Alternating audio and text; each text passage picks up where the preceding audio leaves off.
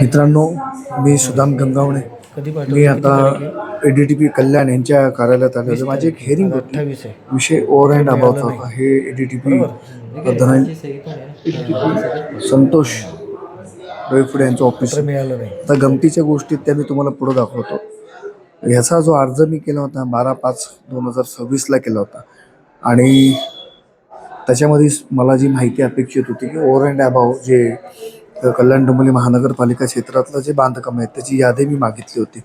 आता त्याच्यामध्ये महानगरपालिका क्षेत्रामध्ये कल्याण सेक्टर 1 आहे, डोंबिवली 1 आहे, 27 गावासाठी 1 आहे आणि असे एकूण टोटल 3 सेक्टर आहेत. तर त्या 3 सेक्टरच्या क्षेत्रामध्ये ते बांधकाम विकासक असतात ते काय करतात की प्रपोजल इथे महापालिका मुख्यालयात टाकतात.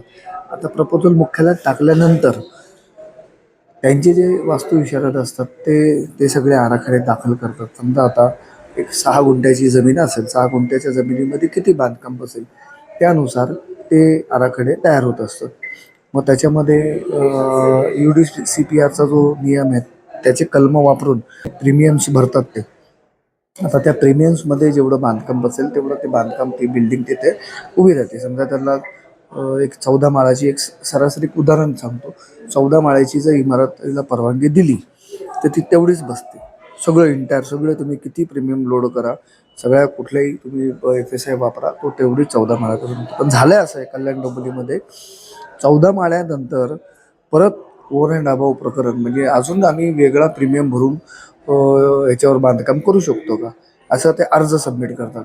आता असा अर्ज सबमिट केल्यानंतर आहे ना ते जे अर्ज त्याची परवानगी येईच्या आतपर्यंत ते 14 माळ्याच्या वरती परत 4 माळ्यावरती उभे करतात. तर असं ते एकूण तो सगळा घोटाळा आहे. जसं की मी मागे डिक्लेअर केलं होतं की 210चं एक प्रकरण फार गंभीर प्रकरण समोर आलेलं आहे आणि ते प्रकरण प्रशासकीय काळामध्ये घडलेलं आहे. आता सुहास पवार सेक्टर 1चे जे आहेत ते अधिकारी आहेत, त्यांनी मला एक ही सुनावणी जी आहे जी अपिलाची सुनावणी ती पुढं ढकलली आहे.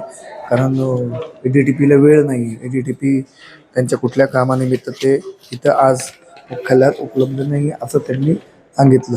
आता त्याचं पत्र मी घेतलेलं आहे आणि 28 तारीख म्हणजे आजची तारीख झाली 28च्या सुनावणीला हजर राहा, हे पण पत्र मला मिळालेलं नाही. असं सगळं हा सगळा गोंधळ आता ADTP कार्यालयात सुरू आहे आणि वेगवेगळे प्रकरण जे घडतात ते वेगळेच आहे. आता याच्यामध्ये सचिन घुटे याची इतकी तातडीने बदली केली ते कारण काय समजू शकलं नाही.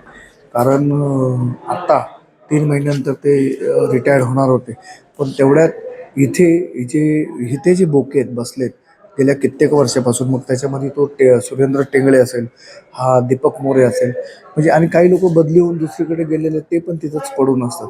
असे लोक जे आहेत ना ते इथे त्यांच्या मर्जीतले लोक इथे सेटिंग लावून आणतात. आता त्याच्यामध्ये मदन म्हणून कोण अधिकारी अभियंता आहे त्याला इथे आणलेलं आहे. आता हे कशासाठी आणलेलं आहे ते तुम्ही समजून घ्या. त्याच्या आदेशावर अभिनव गोयलची सही आहे. आता अभिनव गोयलकडे या सुरेंद्र टेंगळेचे, त्या दीपक मोरेचे आणि इथे वर्षानुवर्ष पडून असणाऱ्या लोकांचे तक्रारी असंख्य आहेत, तरीसुद्धा अभिनव गोयल ह्या तक्रारीकडे दुर्लक्ष करतात.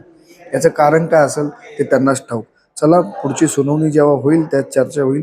हे प्रकरण आपण मिळू आणि मग अपडेट काय असेल ना ते तुम्हाला मी कळवलं. धन्यवाद.